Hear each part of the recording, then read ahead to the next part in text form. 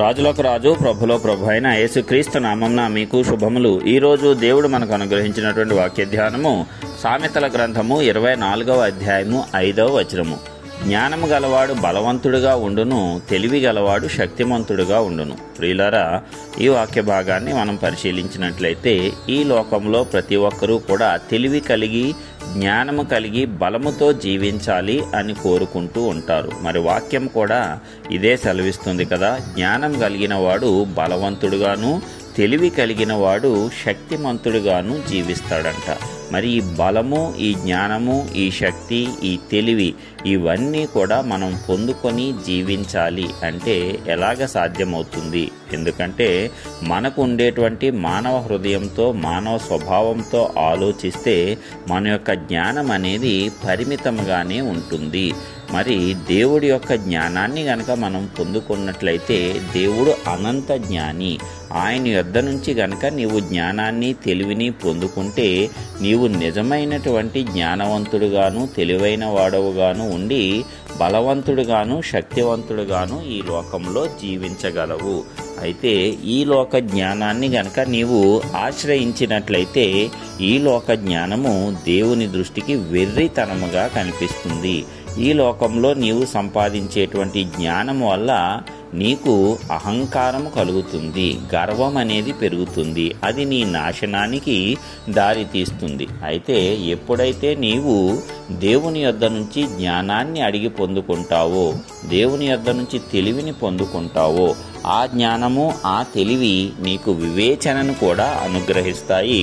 మరి వాటితో నీవు ఏ రీతిగా నడుచుకోవాలి, ఏ రీతిగా నిన్ను నీవు తగ్గించుకొని వినయం కలిగి నడుచుకోవాలి అనే దానిని ముఖ్యంగా నేర్చుకుంటావు. ఎప్పుడైతే దేవుడు నిన్ను హెచ్చించిన కొలది నీవు నిన్ను తగ్గించుకుంటూ ఉంటావో అది నిజమైనటువంటి జ్ఞానము, నిజమైనటువంటి తెలివి. అప్పుడు నీవు అందరికంటే బలవంతుడిగా ఉంటావు, అందరికంటే శక్తిమంతుడిగా కూడా ఉండగలవు. ఎందుకంటే యేసయ్య మరి ఆ రీతిగానే ఈ లోకంలో జీవించాడు. ఆయన సర్వశక్తిమంతుడైనా సరే ఈ లోకంలో రావటానికి తన యొక్క మహిమను తగ్గించుకొని తండ్రి మాటకు విధేయత చూపుతూ ఈ లోకంలో మానవునిగా ఆయన ప్రవేశించాడు. అయితే ఎల్లప్పుడూ తండ్రి యొద్ద ఆయన ప్రార్థన చేస్తూ ఆ యొక్క జ్ఞానాన్ని, తెలివిని పొందుకున్నాడు. కాబట్టి ఆయన శక్తిమంతుడిగా ఉన్నాడు, ఆయన బలవంతుడిగా ఉన్నాడు.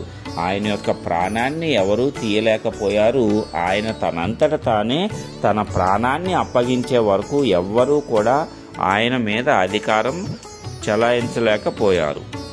ఆ రీతిగా ఆయన అంత బలవంతుడయ్యాడు, అంత శక్తిమంతుడయ్యాడు. అదేవిధంగా అందరి పాపాలను భరించాలంటే చాలా శక్తి కావాలి, అందరినీ క్షమించాలి అంటే చాలా బలము కావాలి. ఆ రీతిగా ఆయన ఆ యొక్క బలాన్ని, శక్తిని దేవుని యొద్ద నుంచి పొందుకున్నాడు. మనం అనిగితే ఈ లోకంలో ఎక్కువ మంది వాడికి పరిచారకులుంటే బలవంతుడుగానో, లేక అతనికి అధికమైనటువంటి సిరి సంపదలుంటే బలవంతుడుగానో మనము ఎంచుతూ ఉంటాము. శక్తిమంతుడుగానో మనం ఎంచుతూ ఉంటాము. అధికారం ఉంటే, రాజకీయ నాయకుడైతే మనము వారికి అధికమైనటువంటి శక్తి, అధికమైన బలము ఉన్నట్లుగా ఎంచుతాము. కానీ అవన్నీ కూడా దేవుడి నుంచి మనుష్యులకు అనుగ్రహింపబడినవే. దేవుడు ఒకరికి బలమును, అధికారమును, శక్తిని ఇవ్వకపోతే ఏ ఒక్కడూ దానిని పొందుకోలేడు.